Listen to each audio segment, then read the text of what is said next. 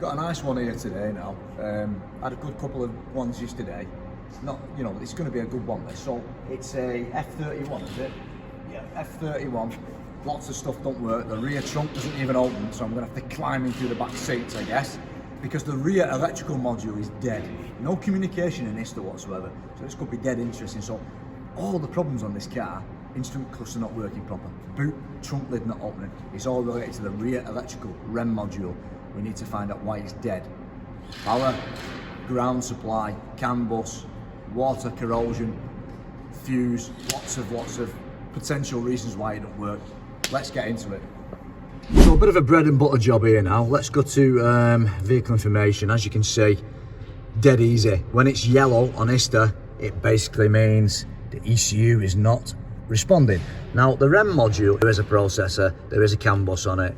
We need to now find out why. As you can see, if you look at this grey trace, this is the main FEM, front electrical module with the ZGM, the gateway module in it. You see this line here, connected to the roof function center, FZD. HKL is electronic trunk lifters. They're all communicating, so we don't have a bus fault, because if we had a bus fault, these users would all be dead. It would crash everything and probably crash this unit as well. So we're going to look at that now. We're going to take a little bit of a look. And we're going to look, and it's just like, ironically, the F10 I did to KCAN 2 fault.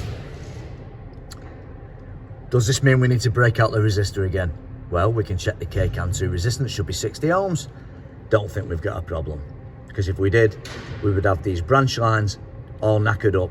Depends where the terminating resistor is, possibly it's in here, but we need to look. This is also KCAN 2. These are all working.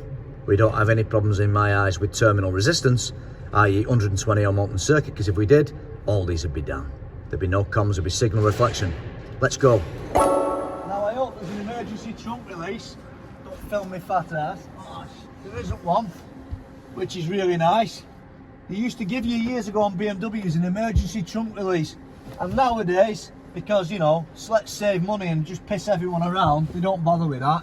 Now the biggest problem is now I have to kind of get in here.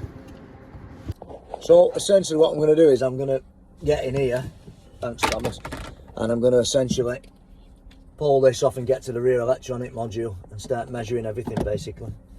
See if we can find anything.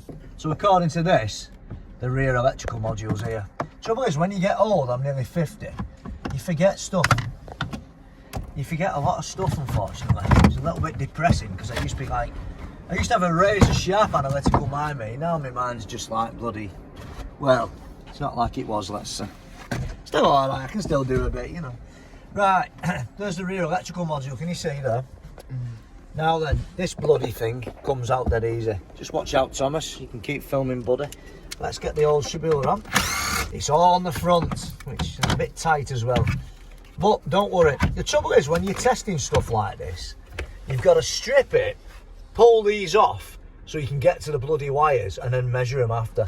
Right, so we've just been checking the lives and grounds, and unfortunately we've got everything we need. So just give you an example, basically this is one ground for one of the modules. It's okay, we need to check it under load, but doing well, maybe not. The wake up, everything is there basically. The power supplies, there's another ground, that's okay. And all I'm doing is I'm just checking everything. I'm not checking it under load, that's the only problem. But they are such big wires, you would expect that if there was an issue, you would probably see it. Here's another live power supply, that's okay. There is a wake up signal, which is battery voltage. Now, I need to check that, because on a lot of the older cars, the wake up signal usually was 11 volts. But again, when I don't do stuff like, I might not do a job on an F31 for a year. So I don't remember, because I'm getting old. So I need to confirm whether the CAS, because there is no CAS anymore, it's a virtual CAS integrated into the FEM module, yeah? They don't have a separate CAS module anymore. Okay? BMW F10 does, that has a separate CAS module, but these don't. It's all built into the FEM.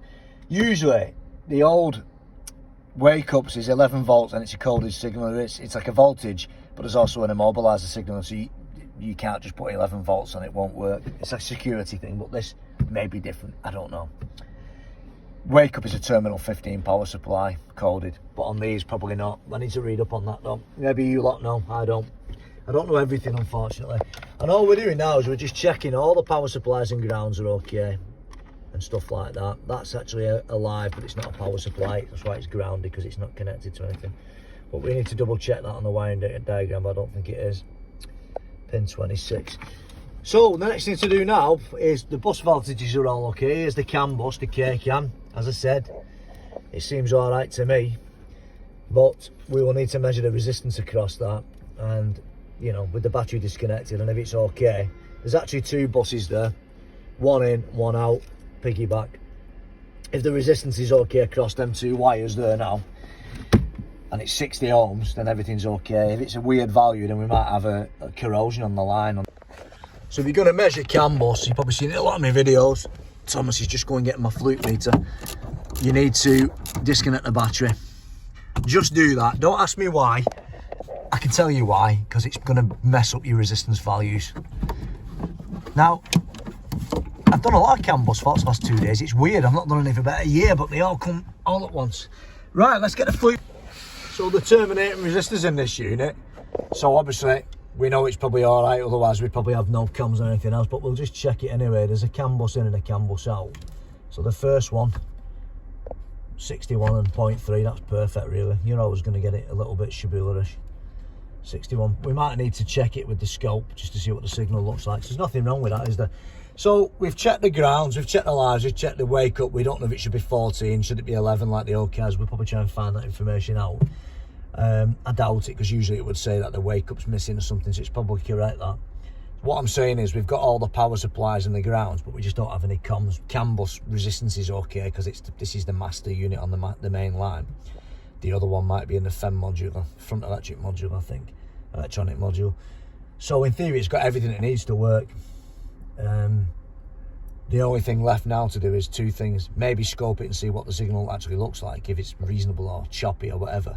Again, we can do what I always say, we can bloody take that off and put 100 ohm, 120 ohm resistor on to simulate the bus. But there's in and out here, so I'd have to get two resistors, I guess, because there's a piggyback system. And the second thing we can do is, now we've disconnected it. Sometimes doing that gets rid of resistance, what builds up on the pins, and maybe we've got comms now, and believe it or not, stuff like that happens. And actually, there's a third caveat. We need to also check with a male pin, have we got the female pins opening, so that when they're plugged into that unit there now, yeah, you might have. Okay, we don't need to worry about the CAN bus, because obviously on the CAN bus here, if we had open pins, we wouldn't get 60 ohms, we'd have 120 or something like that, because if there was a contact problem, it was open circuit, we wouldn't get that, would we? So the CAN bus pins are okay, I know that, because they're tight enough when they're plugged in like that, male to female, to produce the right resistance value. So we don't need to worry about that, do we? So CAN bus, to me, other than scoping it, is okay. The only thing is that the live power supplies and the grounds, have we got open circuit on the pins? It's very unlikely, because it doesn't look like anyone's messed with it, and generally the quality controlling factors is such that pins, they don't go open circuit, especially not these nano MQS ones. Only go open circuit when people start probing them like this at the front, you know. That's why I take that off. Then they go open circuit, because people widen them, but that hasn't happened, so I would say they're all okay. So to me, if there's no comms now, it's looking, unfortunately, like it just needs a new unit. For whatever reason, it's just buggered, you know. Simple as that. Right. I wrote a magazine article for Professional Motor Mechanic magazine last year or year before, I can't remember. It was about a complete failure of a body domain controller. The whole car was like shut down, X5. How did I fix it? 300 fault codes, by joining a positive and negative together to discharge capacitance. Now listen, very important, no battery support on, and it's completely disconnected from the battery. You can't join them together when it's on the battery, you'll set the bloody car on fire and you'll destroy all the control units. What we're doing is, we're trying to discharge the capacitance in the vehicle. Sometimes, believe it or not, capacitance hangs around the control units and it knackers them up and they just lose comms. Honestly, I'm not bullshitting you. It's worked so many times, particularly on Renaults and Peugeots and stuff like that. French crap, you know. But mainly on BMWs also it happens. So all we're doing is, Thomas can sort of come in a bit closer. We're nowhere near the battery, and we've isolated the positive with a plastic spatula, and all we're going to do is the battery support off, Thomas. Yeah. Can you double check, please? Yeah. Just to make sure. Yeah, it's definitely off. Good.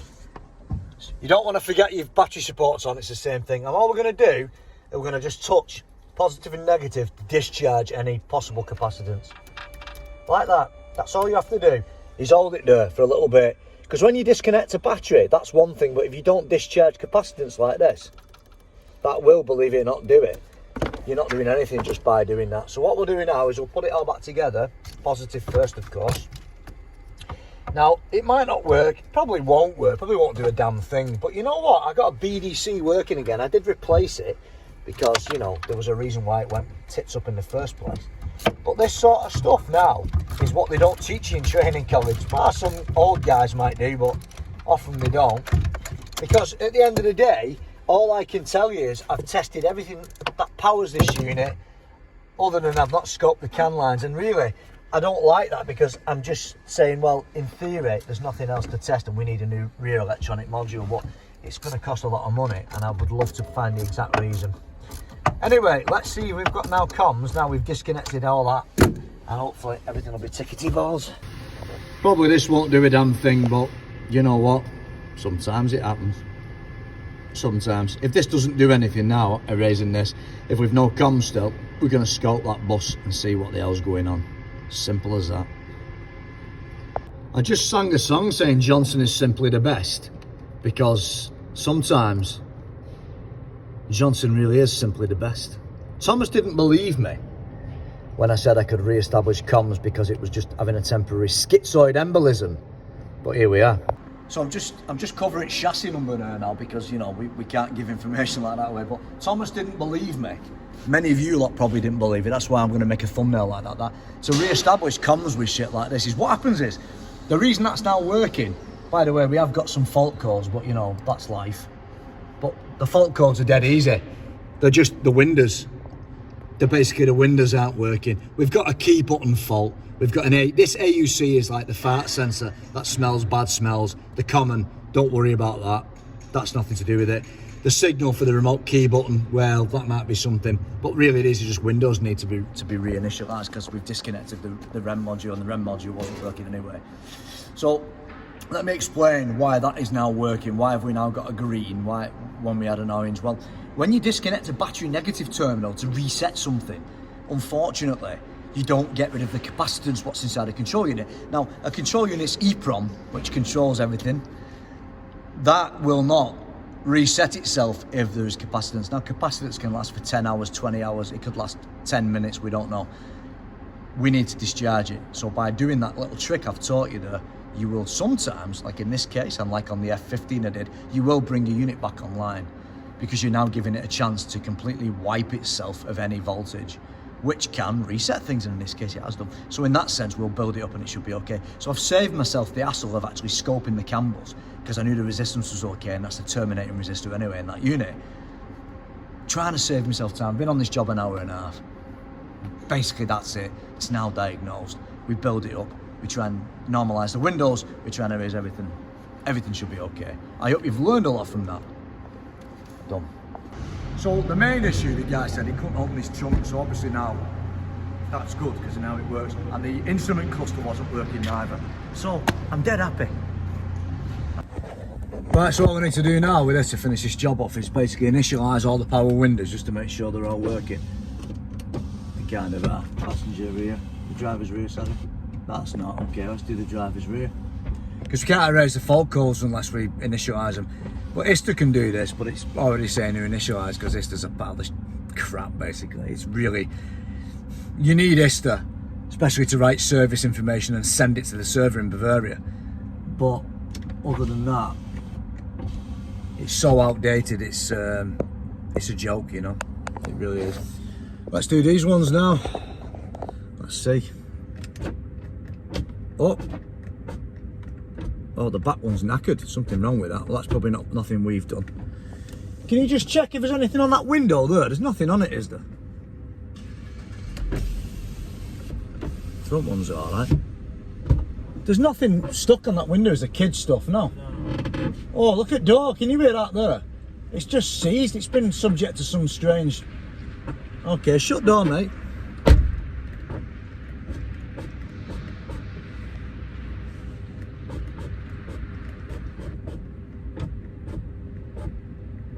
No, that's knackered that. So we're not going to do that one, that's probably already faulty. Okay, so we're going to leave that because I'm not going to get involved in that staying up. Right, it's done. Let's do a debrief. So the final fault with this car, common, is the hall sensor's buggered on the rear. Well, it's probably all corroded. We heard that. Did you hear when Thomas opened the door? It was all creaky. Well, all the frigging insides is probably full of water. So we're going to write that up. The only thing we can't fix on your car, Mr. Jackson, is your rear right window lifter is buggered. In fact, you need a full mechanism. So, I hope you've learned something from that video. Now, young Thomas, who's filming, didn't believe me. He's quite blown away, and he's a young lad who wants to be a fault finder, so stuff like this is invaluable for him and invaluable for other people who are watching my channel. I hope when you watch my channel you realise and you want to subscribe, because I am pretty good. I've been doing it 31 years, 32 next year, and I've had 10 years on BMW, and they won't get this type of training at a training college. You might get some people, for example, Scanner Danner, who's a fantastic technical trainer and a good mechanic in his own right. People like that might teach you, but the average teacher don't even know this, you know. This is the sort of stuff you need to know if you want to be the best at fault finding, and it's getting harder, this job. So if you like that video, and you like how I fix this fault in an hour and a half, please subscribe, and see you soon for more videos.